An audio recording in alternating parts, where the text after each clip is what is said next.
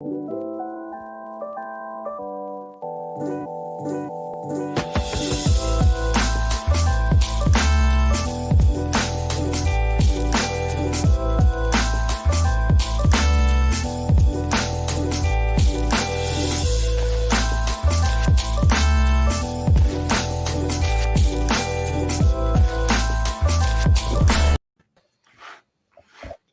family, what's going on, y'all? It's your girl, your cousin Tanesha Peoples, along with my brothers, my homeboys, my partners in good trouble, Mr. Jason B. Allen and Mr. Nehemiah Frank. And we are the trio that talks that real shit. Man, y'all, it feels like it's been a minute since we all been together. I know everybody been busy out here doing the good work, you know, just hustling, trying to stay alive, pay these bills, stay black and beautiful, all that stuff. How y'all been doing? It's a family reunion. It has been 12 years a slave, and I am so glad that you two are back on the platform today. It's amazing. I can't stop smiling. And I have on a Good Trouble shirt. I know everybody can't see it, but yeah, my shirt says Good Trouble. So welcome back, y'all. It's good to see y'all. Yeah, I'm happy to be back. It's been a few weeks. Y'all know I've been busy as hell with a whole bunch of stuff going on in Tulsa.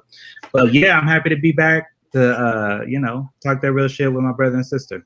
Yeah. Most def. So what's happening, y'all? First of all, happy Pride Month. Yes, happy Pride Month. Repping for the kids. Yes. But getting that out the way, shout out to all the LGBTQIA family out there, trans family, everybody. Shout out to y'all. Keep living and keep being beautiful and being yourselves, regardless or despite what people tell you and what they say, is normal. We are normal, we are loved, and we are beautiful. So what's been going on, y'all? What happened? Anything happened over the weekend that we need to get into? Well, we're going to talk about the awesomeness and all of the great things that have happened with Brother Neo in Tulsa. I want to take us to Sunday school right quick, just for 2 minutes. So I've been telling my church, I was like, we need to do outreach in a different way. So they started mailing the daily word to everyone, right? To reach people who weren't coming back in the church. I thought it was cool, right? So I was reading the one from today, and it, I kind of got stumped with it, right? Because it's talking about Sojourner Truth. And I said, oh, this is so dope, right? Sojourner Truth leading up to Juneteenth, et cetera, so forth. And then I immediately got pissed off because here's the deal. It talks about her being a wise builder, right? And I started seeing how even in, outside of the Bible, in any Christian work that's written, that's teaching people, it still has systemic racism embedded in it. And so it talks about that knowing she couldn't raise her children without God's help, she became a believer in Christ and later changed her name to Sojourner Truth. And when I read that sentence, I immediately got pissed off because I was like, but that may not have been her reality.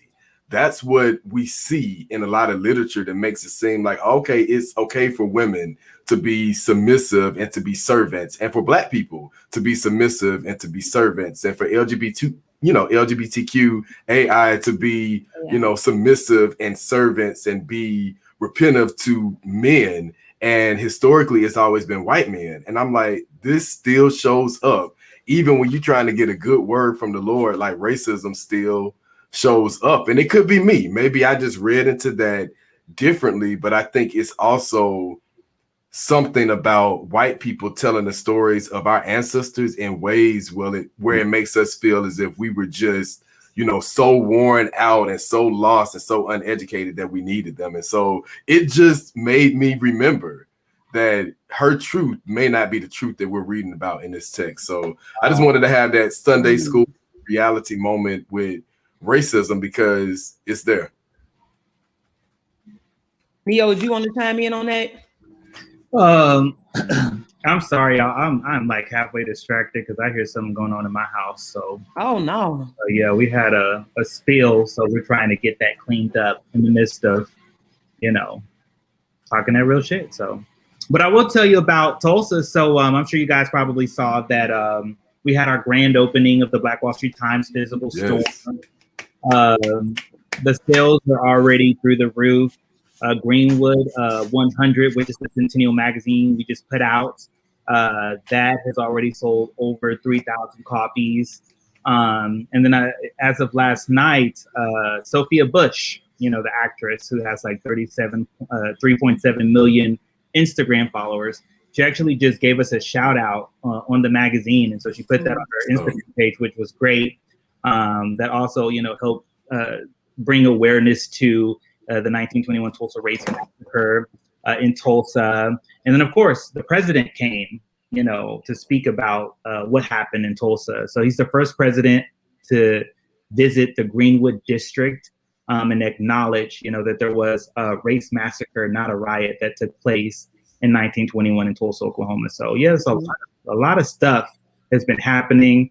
Mid last month, I went to DC to sit behind to support and to sit behind some of the descendants and the 3 known living survivors of the massacre, to help them prep for the hearings that took place at the Capitol building. And then of course I met the vice president, went to the White House, had a whole conversation in there, which was just all unreal, but it did happen. So it's amazing. A lot of great things happening. Yeah, that's super exciting. Bro moving. Moving. I cannot forget to say this. When Neo was talking, I was like, yeah, I've heard this because my students, the ESC, made it down to Tulsa. I know that I couldn't get down there, and I was like, y'all, we gotta, organize. And I was proud of them. Javon, a couple of my middle school students, Aisha and the crew, they all made a point to say we want to go down there and explore and see. I think they may have been down there for about 2 days. And the parents got together and said, yeah, we've been hearing about it. And this work around, restoration and reparations and, the legacy of Black people who have built wealth and power and it's been stripped away and taken from them, is a story that they hold dear to their hearts. And I feel like they're going to be the generation to really, gain the access and things that are owed to our ancestors. So just again, shout out to you, Brother Neo. They really enjoyed that experience. And I'm glad that we got to be there in some way to support you. Thank you. I want to ask y'all a question. So why do y'all think the word reparations, it's like now? Wait, hold the question. Let's hold that because that's part of our discussion today. So we can go ahead and get into the discussion. Also bring in our guests for today. Most definitely. Yeah. So we can bring in Councilman Khalid, who's repping South Fulton, Georgia. Hey. And how you doing, brother? Come on off mute.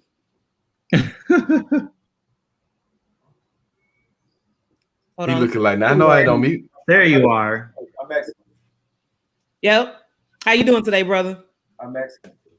Good. Thank you for joining us today. And Neo was about to ask a question about reparations because today we're just talking about Blackity Black today, and we talking about reparations. We talking about the massacre. We're talking about the assault on Black history and just overall Black power. How we come from those things or how we use those things to build Black power. And so Neo, go ahead with your question.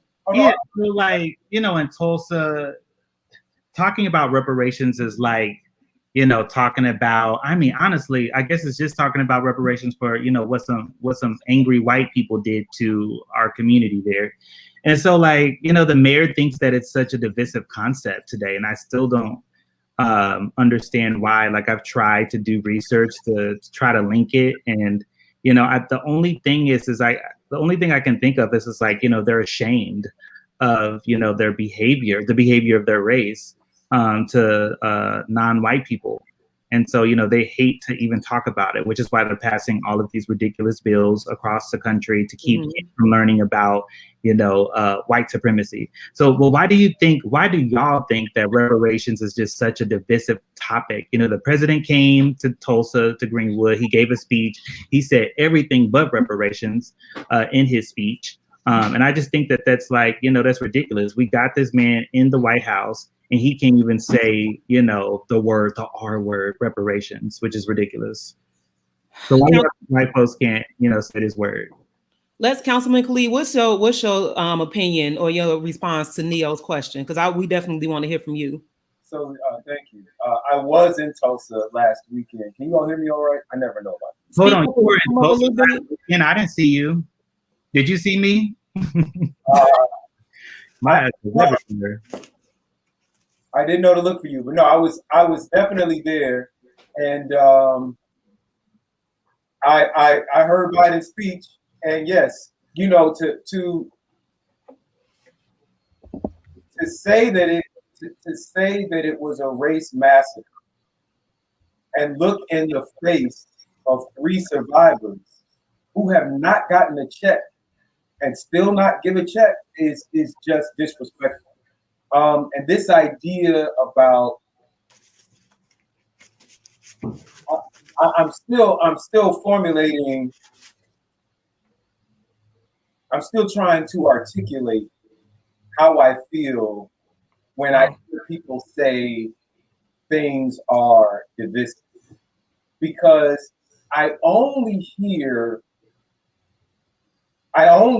that word from people in power that are trying to avoid a conversation which result in them being accountable. Mm-hmm. Right? Yeah. So there's nothing. It's like if we had a car accident and I hit your car and I was at fault and I want to talk to you about everything except when I get your check, or you know, when you're going to get your check. And then so what's up with this check? And I'm like, why do you bring that topic up? That's so divisive. It's not divisive. You owe me money. Like, exactly. You know what I mean? Like, that's what it is. And Martin Luther King, it's so crazy. We talk about these conversations as if it's something new. But 1967 essay, Where Do We Go From Here? Martin Luther King talks specifically about, now that we've done integration, actually ensuring that people have equity. It's one thing to say, we'll let you eat at a lunch counter, or we'll let you go to a school, or we can integrate a pool or whatever. But then when we start talking about raising wages and compensating people, he mentioned all of this. This was like over 50 years ago. He said, then the conversations that's when things get stunted. And we've been stunted since 1967 when it comes time for people to write checks. And we know for a fact that just in Tulsa, like we won't even talk about what this country owes us for 400 years. That's in Tulsa. Yeah. Those 35 blocks, there were $21 million in insurance claims. People who had insurance and went to their insurance agency and said, make us whole. $21 million. That's in 1921 dollars. Mm-hmm. So you know what the bill is. And the thing is, the longer you delay in making the payments, the more that, like, I'm just gonna be real. If white people understand anything, they understand money, and they understand capitalism, and they understand compounding interest. Come on. Yeah. They know better than we do what they owe.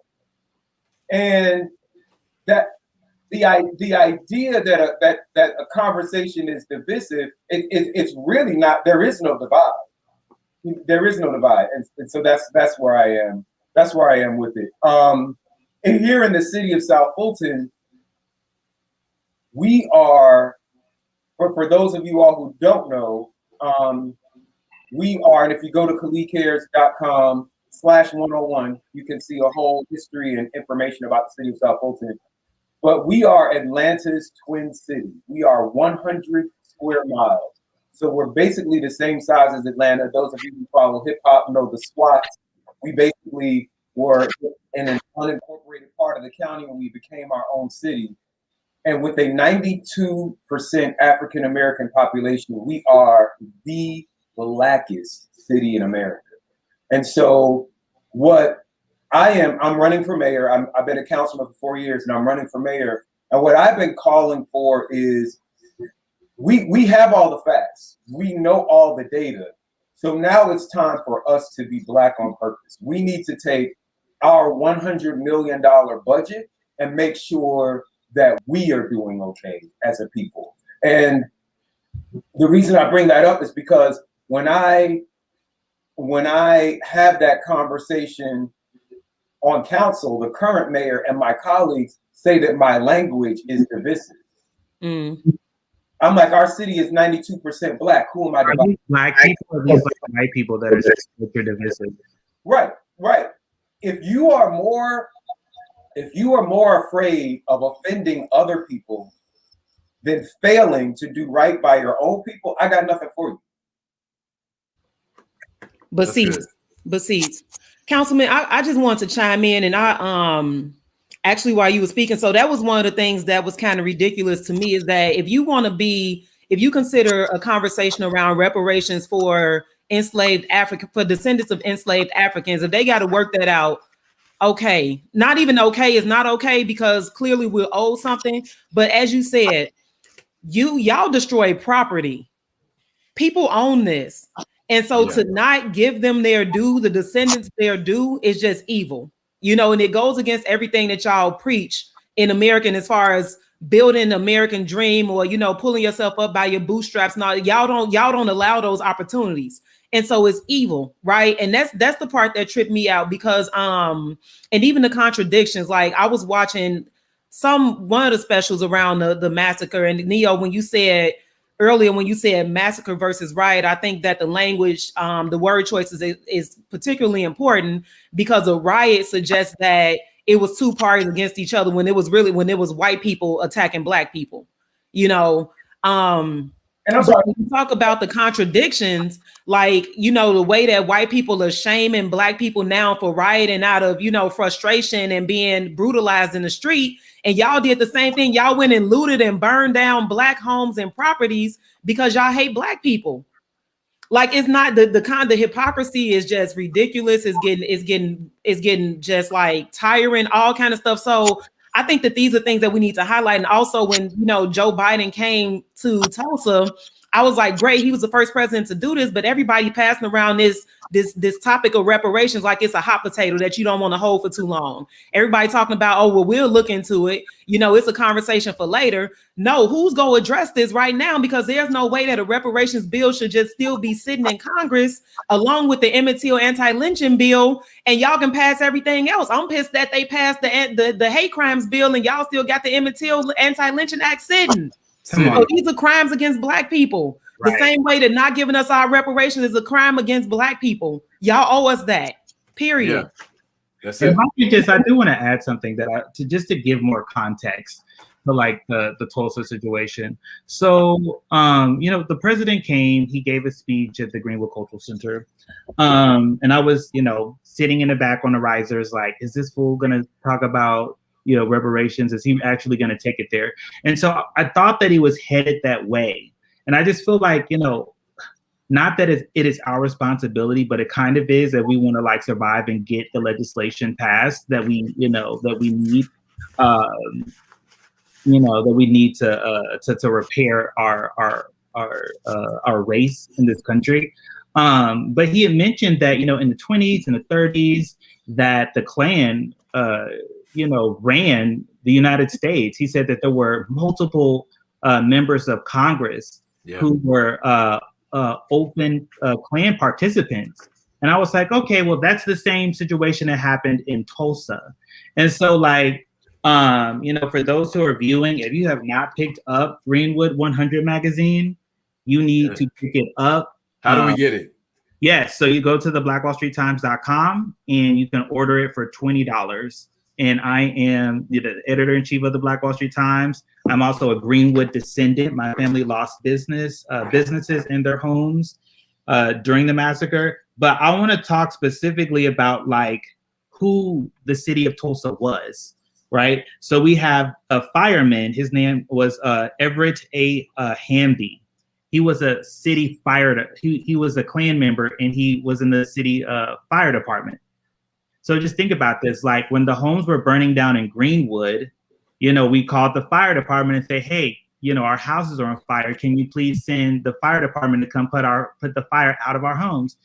And, they were ignored. And why were they ignored? Because there were multiple firemen who were active Klan members in Tulsa. And so that's just one department in the city. We also have Hedgecock, who was the county commissioner. We have another guy named Hackworth, who was a police department. We have E.H. King. He was in the sheriff department. Lindsay, police department. Lee, sheriff department. Larkin, sheriff department. And the list goes on. Deputy Sheriff Jackson, all Klan members. And we have the receipts to prove it in the magazine. But then also when you look at the insurance companies that Khalid was talking about, we have Carr, who owned an insurance company. We have Hindi, who owned an insurance company. And some of these insurance companies are still around today. Just think about that. So they still owe, you know, the people who filed the claims for this race war that took place in Tulsa. The mayor of Tulsa, Newblock, was an open Klans member. Watkins was an open Klans member. We even have records that show two Tulsa school board members were active Klan members.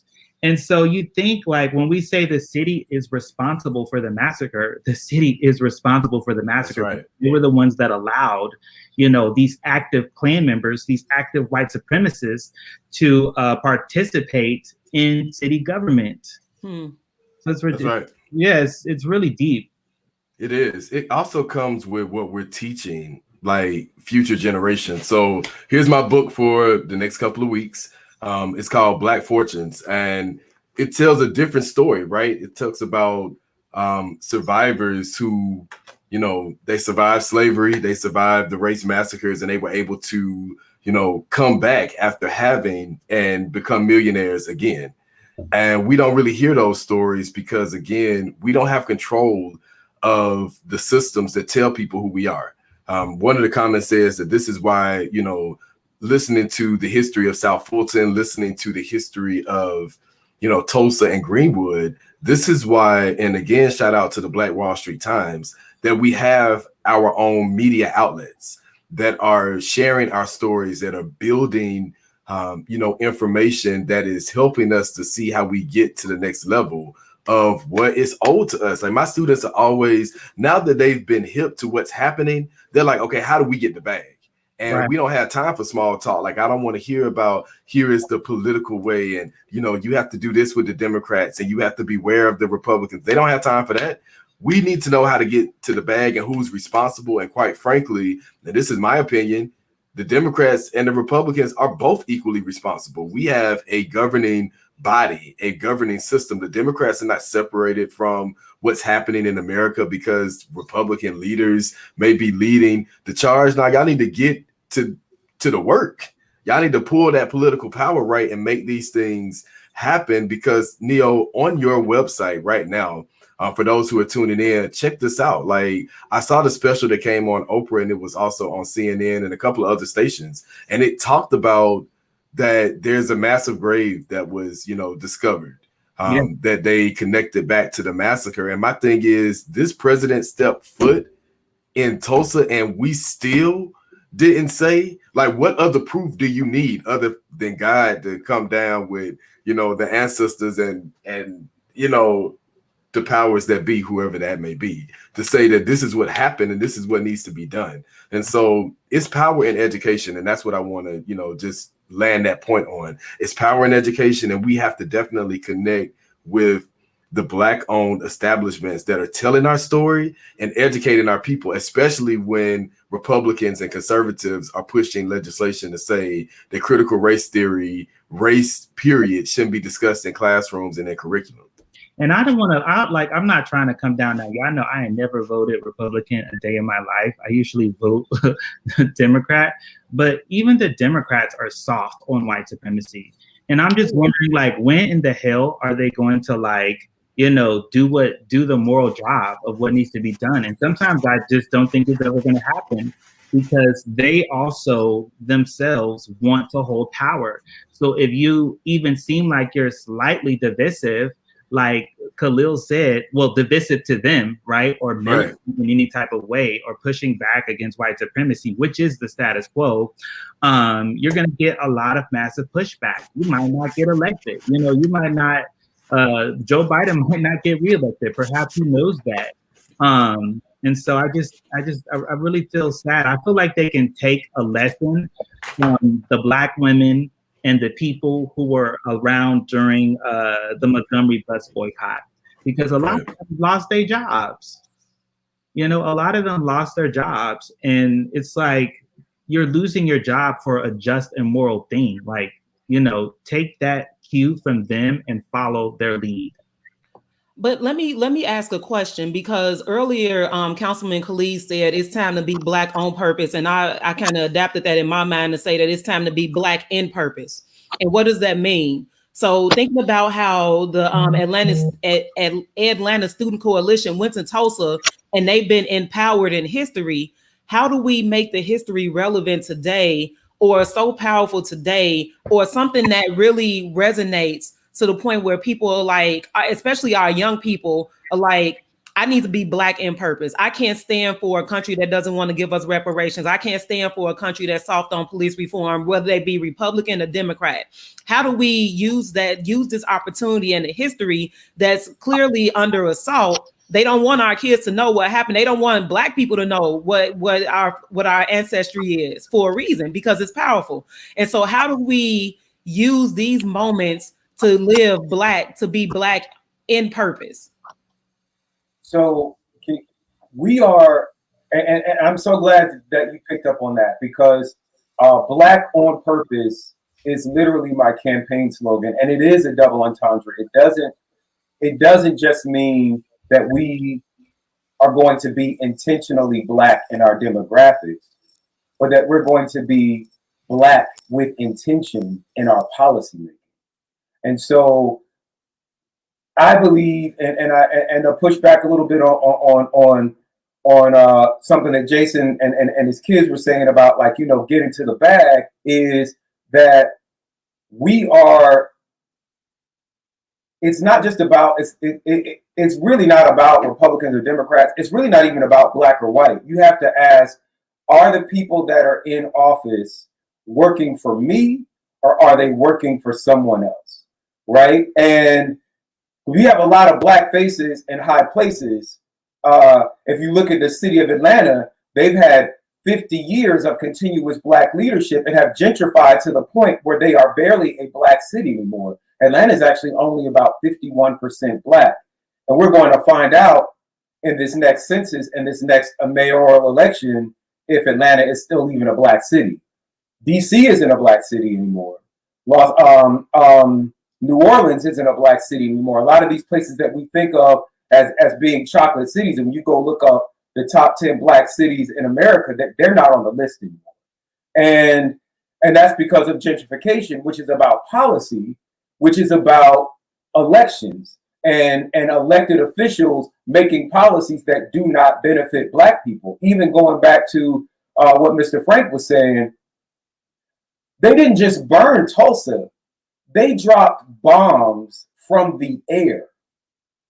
So they deputized people. There were officials that deputized people that allowed them to drop bombs from the air. And it didn't just happen 100 years ago. It happened in 1985 in Philadelphia, where they dropped bombs on a Black community. So the Black communities have always been a threat to this racist capitalist system, because when we understand that we can have successful, self-sustaining communities, and it's even easier now because of globalization, because of the internet, we don't have to just depend, because this is a conversation that we've been having in South Fulton, where you're going to scare away white people, you're going to scare away white investment.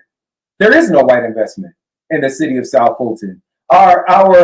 We've been chasing Fortune 500 companies for years, but our largest companies are Walmart, which is a store and a warehouse, a Bank of America call center, and not a bank, just a call center.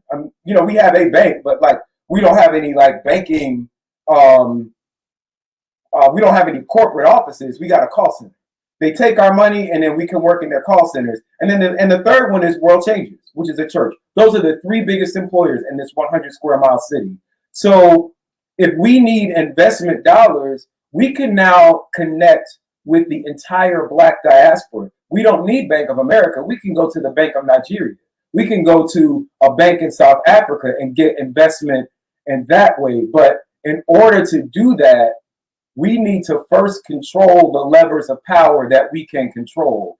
And while that may or may not be a presidency or a Congress, we can definitely all live together in a city and control that city and control the mayor and the city council and say that we are going to build a city that is for us, that is unapologetically for us in policy, not just in prose, but right in policy and in the way that we spend our money. So, Councilman Khalid, if I could ask you a question, you talked about basically building our we history has shown that we can do this. We can have our own communities, we can have our own, economic strongholds, all that stuff. But also, history has also shown that white people, white supremacist systems have destroyed anything built Black as an intimidation factor, right? And so they've almost ingrained that intimidation into our communities to discourage us from building Black. And so how do we kind of counteract that fear, that ingrained fear, and build our own communities now, our own banks, our own hospitals, as the Black Panthers tries to do, as so many of our ancestors try to do, without that perceived threat. So, because we're talking about a number of different things. We're talking about policy, we're talking about investment, we're talking about so much. So what pieces need to go together for us to have sustainable communities without the threat of white supremacy? Well, we're always going to have the threat of white supremacy. So that's a fact. And it's not that it's almost ingrained. You see this book, Post-Traumatic Slave Syndrome, it is ingrained, right? So the first thing is we need to decolonize the minds of the adults and the young people. So in the city of South Fulton, we have made Juneteenth a holiday. We've made Election Day a holiday. That's right. A paid city holiday. So it's a paid day off. And so now I'm fighting with other Black people on council to actually fund it, right, and have programming where we're teaching our people to be proud of ourselves. So that's A. The first thing, though, is that those people who have given up on a system, on politics in general, a lot of people have given up on politics. All they've done is voted for a president and they didn't get what they wanted. But you have to understand, it's your city council that picks your police chief, that decides whether or not you can be arrested for marijuana, whether or not the police can barge into your house and shoot you without, like all of those things are decided. All of those things are decided at the council level. So if you don't know who your council person is, if you've never been to a council meeting or a county commission meeting, you ain't really done politics. If you're like watching CNN and watching Congress, that's not really politics. That's not the politics of your community. So that's good. So step one is we've gotta hold our most local elected officials accountable. Step two is, and really understand how the system works. Step two is this education, and there are those. Yeah. So here in the city of South Fulton, we've eliminated Columbus Day. We've created, I think we're the first, maybe only city that celebrates Indigenous Peoples Day here in Georgia. We decriminalized marijuana for less than an ounce. And not only did we decriminalize it, but if you get a ticket for it, it is a civil offense. So it's not even a criminal offense. You don't have to check the box. So we've got to shut off the school to prison pipeline. The next thing is that I see the name of this program, so I'm going to do that now. We have a police program, right? And they talk about 21st century policing, but right now we have a speed camera program, and they have these all over Georgia. They're popping up where they're writing tickets in school zones, and the tickets are like $150 a piece. We wrote 22,000 tickets in a week one time. And we were supposed to make about $300,000 off the program in 1 year. In the first 8 months, we've made over $3 million. And we're spending that money to buy a tank, right? And to buy more police cars, which all we're doing is locking more of our kids up. But if we really understand that there is going to be an assault and possibly a physical assault on any self-sustaining, successful Black community, then perhaps we should be training our police to defend our community. That's good. And but we know that that's not happening. They're not going to do that just with the history of policing in America. But this also brings up a very important point. Go ahead. They won't do that, but they will do that if you hire a police chief that's willing to do that. And the people that hire the police chief are your city council. And that's why I'm running for mayor. Like, you know what I mean? Like it can happen. It can happen. It can happen. But we have to do better with coalition building. And I think that it starts with education. And so here's what we have to realize. Public education provides one class in 8th grade around civics. One class. And in some school districts, it's one semester. So you mean to tell me that I'm going to learn how local politics works in one semester and then expect people to go out and vote, and then expect them to know how the city council works, and expect them to know how the local municipalities work in their area? They're not going to remember that in one semester or 1 year out of 12 years of education in a system that is designed to do that, because the education system is producing what we are seeing in our society. So I'm saying all this because what every CNN has shown, every major city in America with their mayoral races, and the number one topic is public safety, and the number one conversation around public safety is Black and brown youth. They are too out of control. They are dangerous. They are wild. They are in gangs. They are illiterate. They are uneducated. And so where we have been traumatized by seeing some youth that have been killed, hence Elijah McClain, Trayvon Martin, the list can go on. We've become used to seeing a lot of Black and brown men and women.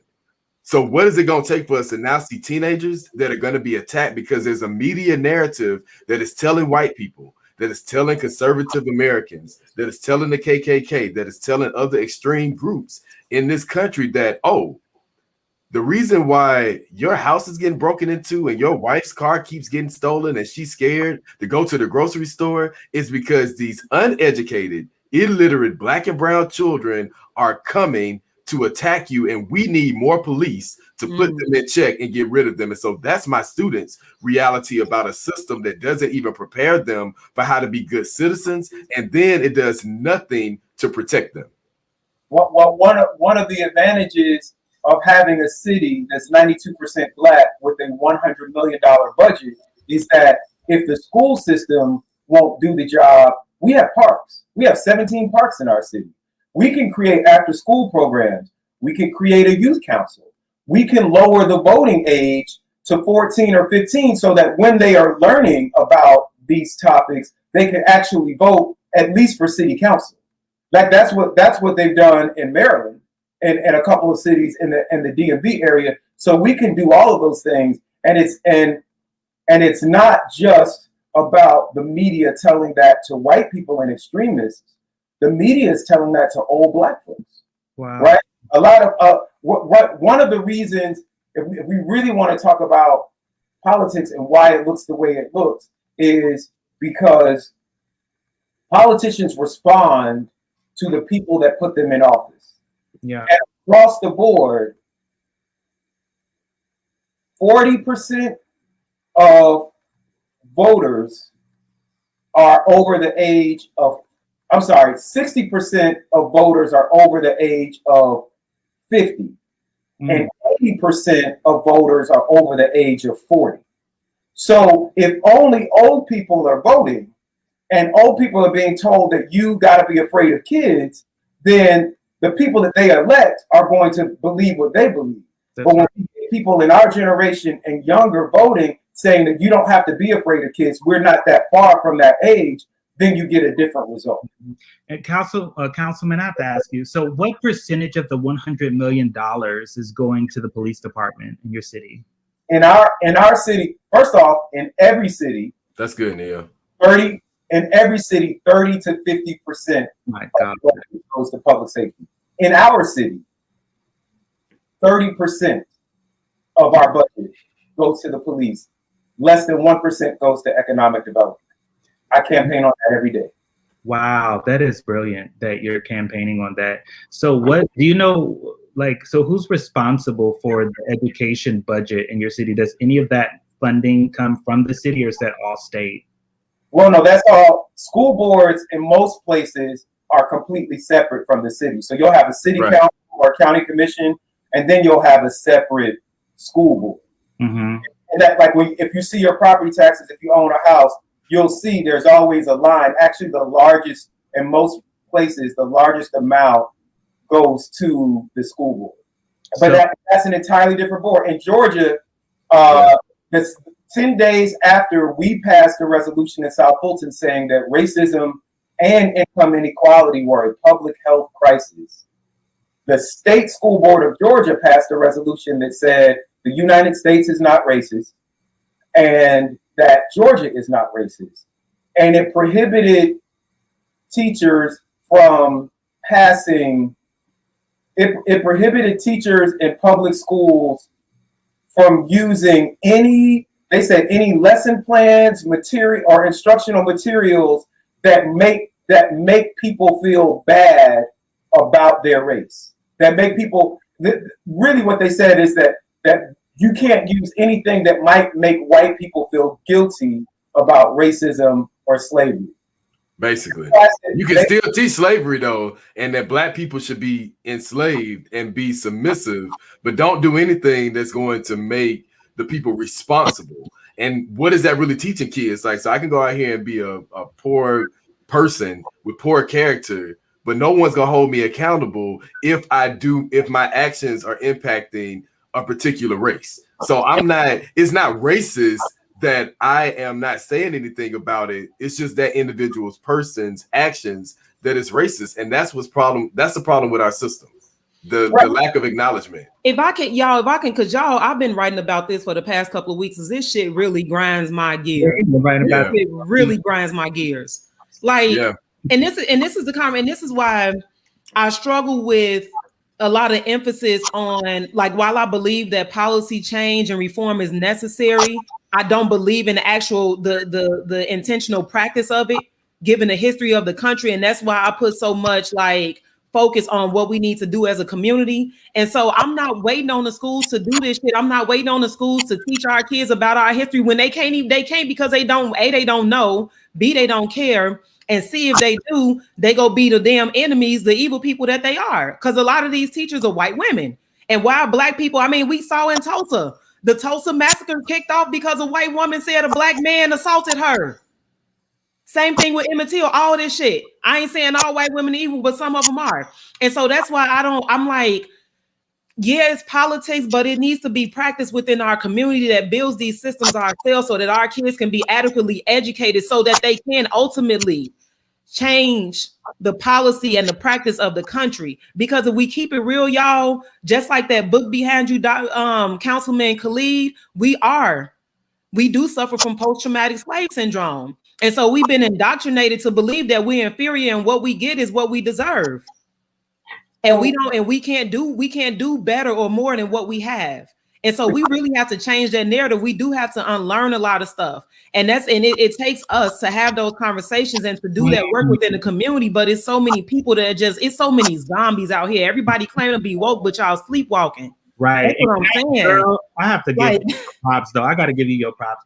Because so for the listeners that are out there, let me just further explain what she's exactly saying. So she said that when it comes to like Black people, that we are, we're suffering from this inferiority complex and that we don't deserve things. And you think about it, like we always hear Black people saying, I try to support Black businesses, but A, B, C, and D happens. And that's why I don't support a Black business. Like that's internalized racism. I've been to plenty of Black businesses that have treated me very fine, and so like, that's where that comes from. It's really sad. I mean, I've gone to a lot of white joints where I haven't had the type of customer service, that I know that I deserve as a paying customer. So, that inferiority, it's still within us, post-traumatic slave syndrome. That is a kick-ass book. I absolutely love Dr. Joy. That's why I'm like, the work has to happen. Thank you, Neo, for that, for co-signing, because I agree. Like, you know, it's like we put a lot of work. We'll go out there and work to get a Gucci belt, a belt that costs $3,000. Like, you know, but not support a Black business, you know, someone that's done the work in their homes and trying to build a business. And so I'm talking, and so that's why I'm just like, the work has to happen in our communities. Like, let's focus on white people and more focus on our own people. That's what I'm saying. And we gotta do the work. We gotta do the work. People have to be willing to do the work. And, you know, here's the reality. I say this all the time. You know, when I'm talking with educators, when I'm talking with parents, because I listen to the voices of my students, everyone is not going to, you know, every Black person doesn't want reparations. Every Black person doesn't want freedom. Every Black person doesn't want to go to Harvard or to even go to Howard. There are some Black people I know, because they're my cousins too, right? Let me just be honest about that. I have cousins still in the hood who have grandma was on government assistance, mama was on government assistance. You know, now I'm on it, and you know, that's they're okay with that. They're okay with using that money to get their nails done on Friday, but that's not everybody's situation. Everybody who's Black doesn't want the same thing, and I feel like that's where we are in our society. I push the narrative of this: if we're going to say that America is the land of the free, home of the brave, then we need to allow people to be free. I don't want stipulations on, you know, what I have to wear and who I have to love and what I have to learn, and you have to go and do this. Well, why? You know, if I have a learner in my classroom that's kinesthetic and they need to learn in a different way, if me sitting there talking for an hour about things that don't connect with them, they're not going to learn. They're not going to be engaged with that. And so I feel like we need to stop wasting people's time. If this is what you choose to do, then do it. But how can we help people to be their best selves? And we don't focus on that. We focus on what a system tells us we are to be, what we are to do, how we're to vote, how we're supposed to operate in a system that we always say when we're woke that was not designed for us to succeed in. Yet every time we turn around, we're trying to be accepted in that same system. So this is where the power of local politics comes in, right? Is because there are a couple things. One, most city elections, they're not Democrat or Republican. So that's not even, you know, you can't just vote for a team, right? That's A. Most city elections are won by just a few hundred votes. So it ain't like you got to get 10,000 people or do all of this stuff. Keisha, who's the mayor of Atlanta, who we done worn out and she don't even want to run again. But one of the reasons is because in the last election, she only won by 752 votes. That's a neighborhood. If you get everybody in your neighborhood to go out and vote for who you like, they're probably going to be your next mayor or your next city council person. And then number three is, we're talking about this thing. So I can't control the school board. The state school board, they way off and I don't know even where they sit, right? I can't control what even our local school board does. But, and I don't have necessarily enough money to like individually to open up an after school program or whatever, right? But collectively, the tax money that we have collected just in the city is $100 million. So this Black community has $100 million. What do you want to do with that money? Do you want to spend 30% of it on police? Or do you want to help these water boys like learn how to turn that business into like a real like water distribution company, right? Like those are things that we could do. Do we want to beg Amazon or a Publix? Do we want to like give all these tax breaks to try and get them to move in? Or could we take that $100 million, open our own grocery store, pay Black farmers, pay young Black boys and young Black women to drive trucks from Black farms to our Black grocery store and supply it? Like that's what I'm talking about when I'm talking about being Black. That's good. I want to throw this out here too and say, you know, I've had a couple of elected officials in Metro Atlanta on Atlanta, and one of the common denominators is that you all are forward thinking. Most of the politicians who vote against all of the things that you said, they give us excuses and they don't give us solutions. And I think that that's something definitely when we talk about getting Generation Z civically engaged, They don't want to hear the loose rap. They want to know, what are you going to do? Like, stop telling me you're going to improve, the police department. And every time I turn around on the news, somebody else is getting shot. And my teacher is, de-escalating fights with no gun, no weapon of any kind. And I can attest to that because I've had to break up some fights, and the kids are bigger than me.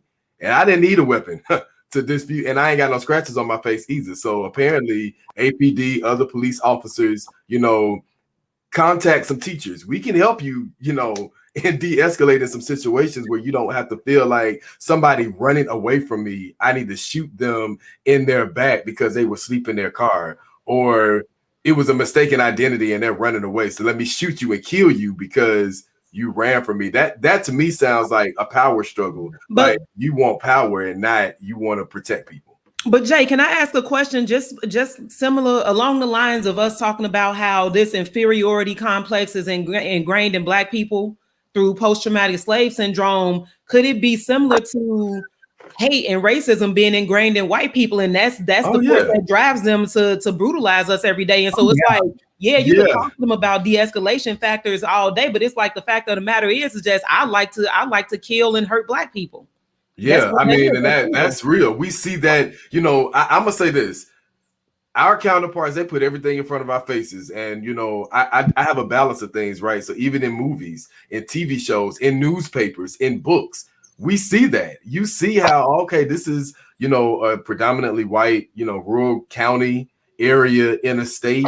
And it's like, oh yeah, we eating the Black people and we killing them and we hanging them and we using their skin for this and we using their blood for that. But we look at that as, oh, that's just in the media, because we don't see our grandmama and them stories in books that say that, yeah, this was my experience and I want to share what I saw and this is what happened to my family. Because one, they didn't have the technique to be able to do it. And two, it was a part of the culture that if you tell what happened, you won't live to see another day and your story will never be told.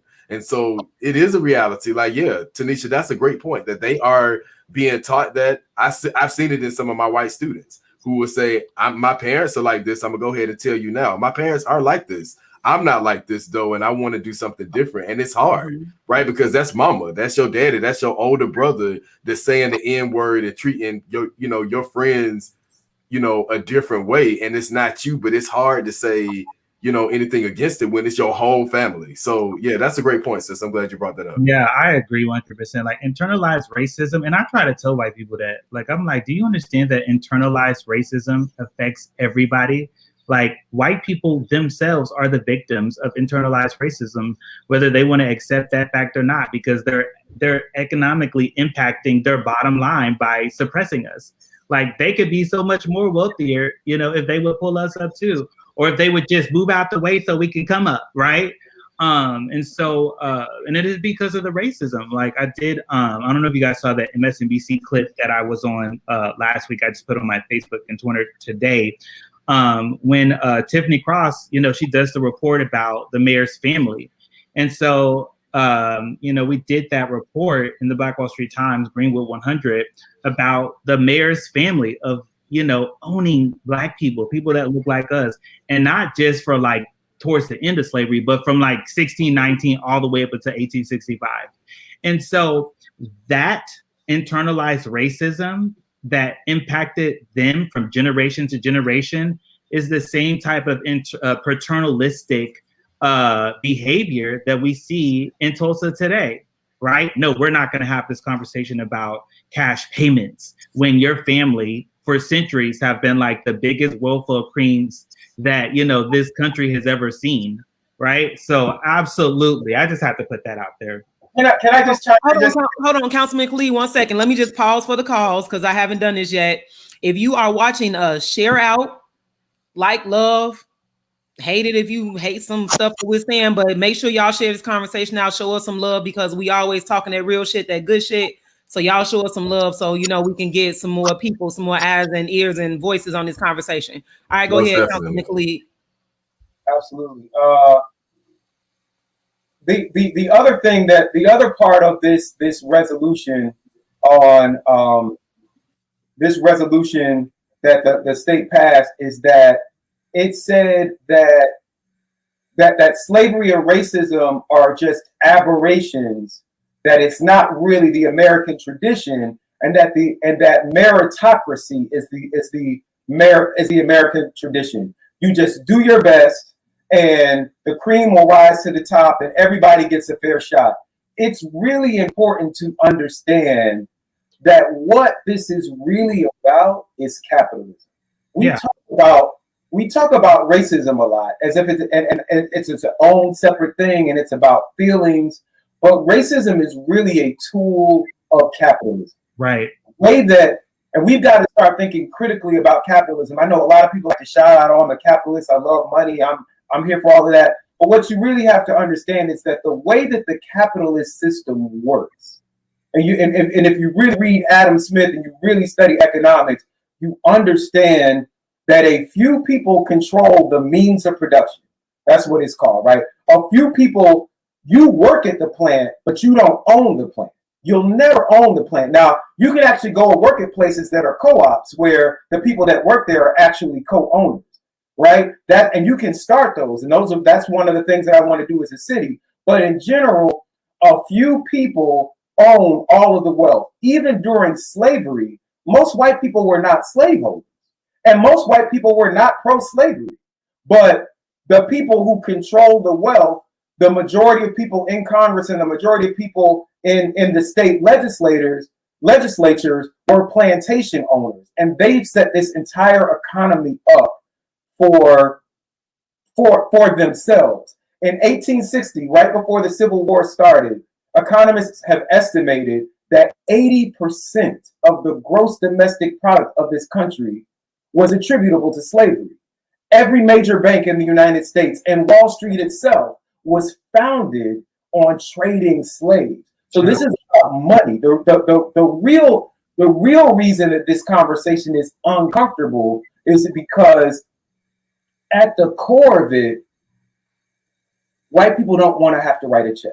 They are willing to do what they support everything you want to do as long as it's not going to change their quality of life. And what they're being told is that if we do this, you're going to get less. Now, that may or may not be true. But now, if you're really concerned about what's right, then it doesn't matter whether it's less for me. But I'm like you, Mr. Frank. I believe that a rising tide lifts all boats, and that there is enough. That is just the faith that I come out of. I'm a Christian, and I believe that there is enough for all of us, and that God and the universe has an abundant supply of all that we need. But if you don't really believe that, then seeing somebody else come up, whether you're black or white, because we see this in the hood, seeing somebody else come up is a threat to you. Come on now. Yeah. I think that goes beyond race, though. I mean, even, to that spiritual connection, right? This has happened across cultures, across continents, across, areas near and far. And so it speaks to us as humans. Like, why do we feel like, okay, I have a family of 5, but I need, 400 acres and 40 mules, and I need all of this for what? Like, there's some of it is just wasted, but I want it because I have the power to have it. And we have a power issue, right? People don't know how to handle power and don't know when enough is enough. But people also don't look as greed, being a sin. You are much more judged for, who you choose to love, or, where you choose to go, what type of job you choose to have, versus something like greed. Like, people not holding people accountable for being greedy. Like, I'm just being honest. Like, that's not a thing in our society, because that's what our society thrives off of. Well, Jay, at the end of the day, ain't nobody being held accountable for shit. We just want to be, keep it real. But y'all, we got like a minute left. I want to give y'all some space to close out this conversation, because we talked about a lot. And if we could sum all that up, as we always do, then let's get it. Right. So I just want to say, like, Khalid, Councilman Khalid hit on something. He said it's more about capitalism than it is about doing the morally righteous thing. Like, that is what we really need to be thinking about, because capitalism will, and I'm not a Marxist or anything like that, guys, but I'm just saying, it is the truth.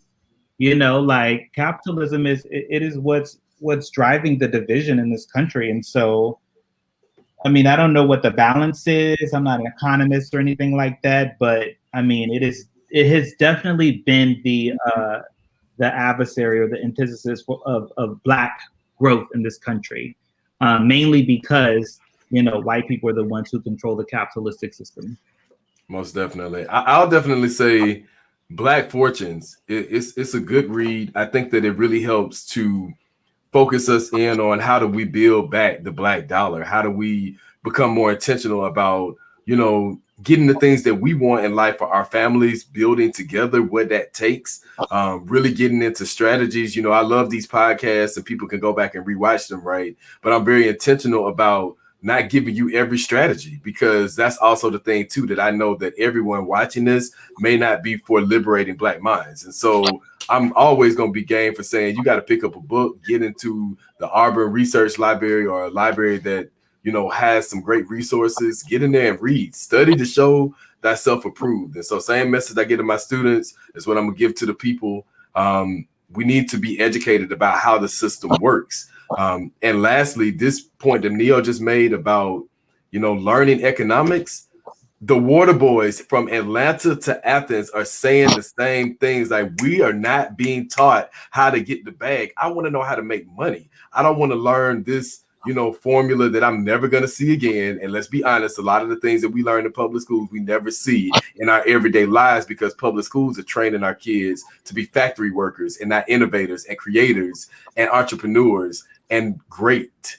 So I just wanted to put that out there. Reading is fundamental. Black Fortunes, Black Wall Street Times, any one of those two places for what I'm focusing on the next couple of weeks, celebrating Juneteenth, is what I want to leave for the people. I just got my Black Wall Street Times. I just ordered it. Thank you so much. Yes. If you own, what I want to say is, if you own a Black business, if you are thinking about moving, please come to the city of South Fulton.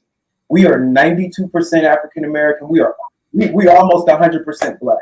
Let's build the next Black Wall Street here in the SWAT. We can do it. Text the word Black to 33777 to get involved in this campaign. I'm not just running for myself. I am running with a team of people. We are going to take over this council to transform this city. You know, Councilman Khalid, I would come down there, but Georgia ain't got no seasons for me. You know, I'm gonna just keep it real. I got to stay here in Chicago and try to build a Black Wall Street here on the South Side and probably the West Side too. But you know, my word is always, y'all, like, ain't nobody gonna do it for us. We got to do it ourselves. You know, we have to become become uncomfortable. You know, we got to leave this complacency. So let's just do what we got to do for us, because this life that we're living in this country ain't it, not for Black people. So with that, y'all, I think we done for today. We want to thank Councilman Khalid for coming on. Y'all definitely support this Black man running for mayor in a 92% Black populated city where they trying to rebuild Black Wall Street and hopefully make that a trend across the country. So y'all definitely support him, support our brothers doing the work, support Neo, check out Black Wall Street Times. He just did the damn thing in Tulsa. He's continued to do the damn thing. Jason doing the damn thing as an educator with the kids. You know, he be writing everything. Everybody doing the damn thing. Everybody. All right. So y'all support that. Keep doing the work. And we go check y'all out next week. We love y'all. Appreciate y'all.